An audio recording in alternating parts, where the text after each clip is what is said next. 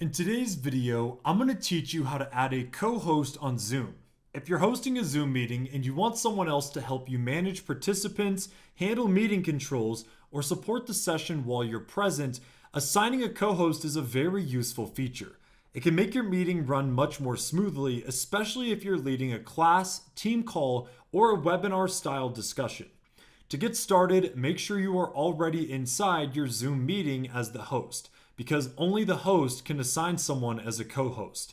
Once you're in the meeting, look at the toolbar, usually located at the bottom of the Zoom window, and click on Participants. This will open the Participants panel where you can see everyone who has joined the meeting. In that panel, find the participant you want to promote to co-host. Take a moment to make sure you've selected the correct person, since this role gives them added permissions to help manage the meeting. After you locate their name, look beside the participant for the three dots, which open more options. Click on those three dots to bring up the menu of available actions. From the menu that appears, click on Make a Co-host. Zoom may ask you to confirm this choice depending on your version of the app.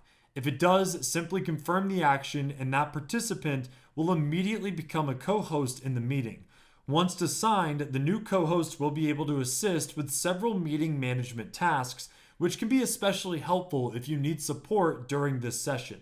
For example, they may be able to help monitor participants, manage certain meeting features, and keep things organized while you focus on speaking or presenting. If you don't see the co-host option, there are a couple of things to keep in mind. First, make sure co-host functionality is enabled in your Zoom account settings. Also, be sure that you're signed in as the host and not just a participant in that meeting. Those details can affect whether the option appears, and that's all it takes to add a co-host on Zoom.